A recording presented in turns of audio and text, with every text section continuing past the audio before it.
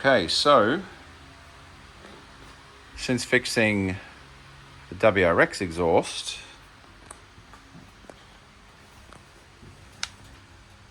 I thought we might pull the gearbox out of the Cresta. So why am I pulling the gearbox out? Well, just as I suspected, it's time to rebuild the clutch. So I've removed the exhaust, removed the tail shaft, dropped the oil from the gearbox, and it's probably high time that I did it because you can see quite a bit of, I guess, metallic in that oil. So it was at least due an oil change, if not, you know, it's time for the clutch to be done. So I'll just put you down for a sec. And we're back, and I just discovered that you can pause the recording. So here's the underside of the Cresta if you haven't seen it.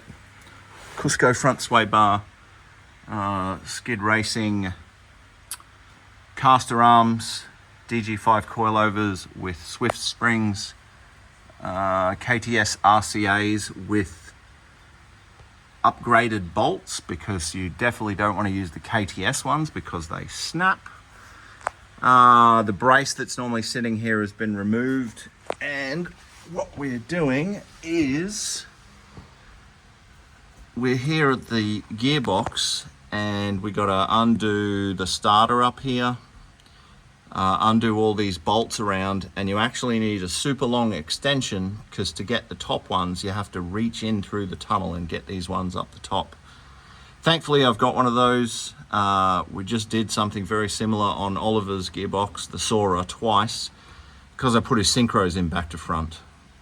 The interesting thing about this one is I wouldn't have had that issue with this gearbox because the synchros are the same. So if I'd put them in back to front, there wouldn't have been an issue.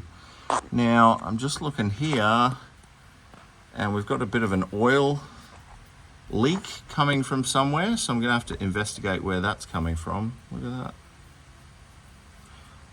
that. I mean, it might be up in there. There is actually a cam sensor block off, because I only use one cam sensor, and it could be the oil dripping down onto here, but I'm definitely going to investigate why this is all covered in oil. And another thing, oh, there's the clutch there. So it's a HKS. So you can see, well, you can't really see, but yeah, the clutch plates will be quite worn. We'll have a look when we get it out.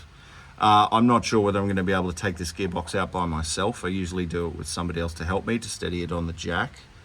So I might have to wait till Oliver gets home from work at lunchtime. But I'm going to take the opportunity to replace the synchros, so second, third, and third, fourth, because it crunches when it goes into gear into third at high RPM. I can use, oh, there's Dorothy keeping me company. Hey, Dorothy. Yep. Good help. Good help. All right. I will show you with this broken gearbox over here. I knew there was a reason why I didn't push it all the way under, because I only have to drag it back out again. So this one has a blown third gear, which is this one here, and this synchro and this synchro. So that's the second gear synchro, this is the third gear synchro. The way they work is, you can see, so this moves around on this, that's like the shiny bit you can see underneath is a hub, and this bit here that flops around, that's the synchro. And on the inside of this synchro, it's got these teeth, and it actually grabs on that hub, slows the gear down slow enough so that then this hub can slide across through the synchro and engage this part here, and then that gear here, which is attached to this part, will then be engaged, and that's the gear. That's the gear that you're using. So one little trick a guy showed me was, see the hub, the synchro hub, not the brass synchro itself, but the hub that it stops on. You can actually give that a scuff up, but when the synchros are gone, it slides very easily on here, and it's also a very loose fit, and so it won't stop and slow the gear down. And so when this is sliding across to engage the gear, it crunches on these outer teeth here. So that's what happens. And this is a MA70 Supra / JZX90 early R154. So the synchros are both the same, and they don't have, I think it's either this hub or, yeah, it must be this hub that's upgraded in the JZX100 and Oliver's R150 box that we just did. This synchro and this synchro are actually different, and you can get them in back to front. I wouldn't probably use this hub. You can see it's got a bit of corrosion just there. And the synchro teeth, oh, maybe it is. Does that look asymmetrical compared to this one? That one's symmetrical. Oh, this one probably was symmetrical, but it's been worn. So yeah, this is the third gear synchro itself, and this does look worn to me. So what I'm looking at, it's a bit hard to tell, but these teeth on the outside, that's not the problem, that's the result of a bad synchro. The bad synchro is it gripping on the inside of the hub that I'm moving it around on now. And then also on this outer hub here, the engagement hub, those teeth can get bad, but that's a harder steel than the brass synchro. So the brass synchro is like sacrificial. Yeah, it's basically sacrificial. So, oh, I better put some oil in there, that poor little bearing, if ever we're gonna reuse this guy. So yeah, that's that. I'm gonna have a closer look at this oil. This is actually MT90, quite expensive. It's about $100 Australian more expensive than the oil that we used in Oliver's box. I don't think I've got the container for his anymore, so I've ordered some. It might even arrive today, but on Oliver's box we used factory Toyota equivalent of MT90. And that seemed pretty good. His box feels really nice, so I'm gonna give it a try in this one. But yeah, that's it for now. Other things I'll show you. This is what so gearbox synchros, clutch rebuilt. I've got to sort out the dump and wastegate. Basically, it's there's a leak, so where the dump pipe, I'll explain on this over here. So this is the original dump pipe that the guys who adapted the gearbox, adapted the exhaust, made me. I'm probably going to put this back on, but not run the screamer. And so on the system at the moment, it's basically got a pipe that does this. So it comes from the wastegate, comes in, and then re-enters the downpipe. What I'm probably going to do this time is it's going to go from the wastegate and then it's going to enter the exhaust somewhere down here instead, using these components here. So we've got a new flange because even if you look at this one, see the shoulder on this flange is a lot thicker than this one, and and if you have a look, I think I've cleaned it up, but this one was even leaking when this was fitted as a screamer. So main thing is this. We're gonna have a flex.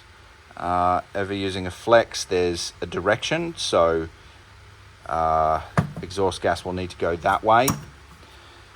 We've got a U-joint to cut up and make this sort of piece here. We've got a V-band clamp, so basically it's going to go something along these lines. Flange into our U-bit, maybe this, maybe the flex, and then I've got some straight, let's call that. So, like that, like that, like that, and like that into the rest of the exhaust. I've got a long piece of this, but yeah, that's what we've got to do. That's one of the other things on the list. Oh yeah, maybe clearance my HKS heat shield, because that was banging on our carbon Cusco strut bar. Got to bleed the clutch. I thought I'd just do a boost leak pressure test. I've smoke tested it, but I thought I'd do a pressure test. What else we got? Oh yeah, this is so another thing I could do is set up my exhaust back pressure sensor kit. So that's in here that I've partially made.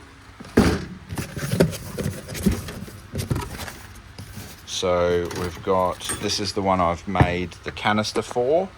Canister would need mounting, then I'll have to drill a hole and weld on, probably not this one, but weld on a fitting onto the manifold, so then I can have exhaust back pressure. This is another one that I bought. This tubing is a little bit skinnier, and I'm yet to make a canister for this one.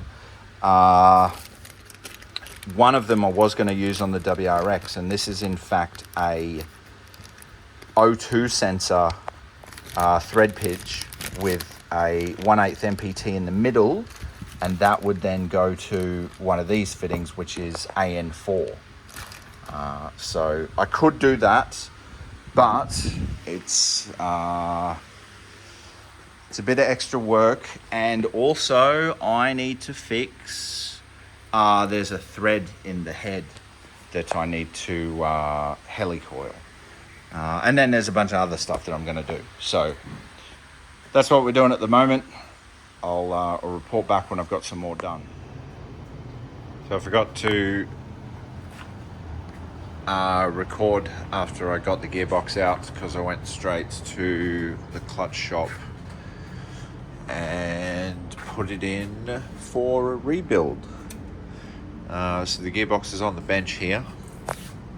I think I mentioned before I've got to replace the second, third and third, fourth synchros. I'm just looking at this build up of grime on here. I know Oliver's gearbox was leaking around here, and I think the guys, when they did this one, they actually put some sealant on, so I'm gonna have to do that with Oliver's. The R150 that we just put in, you can see all the material from the clutch all in the bell housing, so I'm gonna have to clean all that out. Oh yeah, it turns out you need to remove the clutch fork before you try and pull the gearbox out. So don't make that rookie error that I made. But we've got some rain coming in the next couple of days, and this area here normally fills up with water. I can't really do too much anyway, but like I said, I've got that. I've got the exhaust, those bits up there that I've got to sort out, so I might actually have to throw this back on with this dump pipe here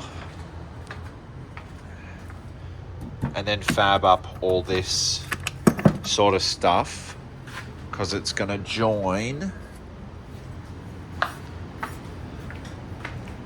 So it'll go like this, like the wastegate, not using this because I'll keep this, but the wastegate will essentially go, you know, not with a bend like that, I'll make it more streamlined, but, you know, back into this here from the wastegate dump, which is up here somewhere. This, well, it's like that. So yeah, but I'll make it come up and then go into here. This poor old exhaust is made up of 2 or 3 different bits, and this Kakimoto tip, while it sounds really awesome, it looks like it was actually off a different exhaust originally. You can see different mounts. I have thought about trying to cut these off, so maybe I might finally actually do that, but yeah. Stainless. Is that stainless? No. Okay, sorry. I thought that was mild. This is stainless, I think. Yeah, it is. So, there's a bit of stainless here. I think, yeah, no, that's stainless. And then the rest here is mild. And then that bit's mild. So, that's quite funny. And then this muffler. What muffler is it again? Oh, X-Force. Yeah, little tiny X-Force muffler in the middle. Don't know how much muffling that does, but yeah, so clutch is off getting repaired, waiting on those synchros, and then this is the next thing to do. We went through that list, didn't we? So yeah, click subscribe to see the rest of the progress, I guess, and leave us a like, because we need all the help we can get. Thanks for watching.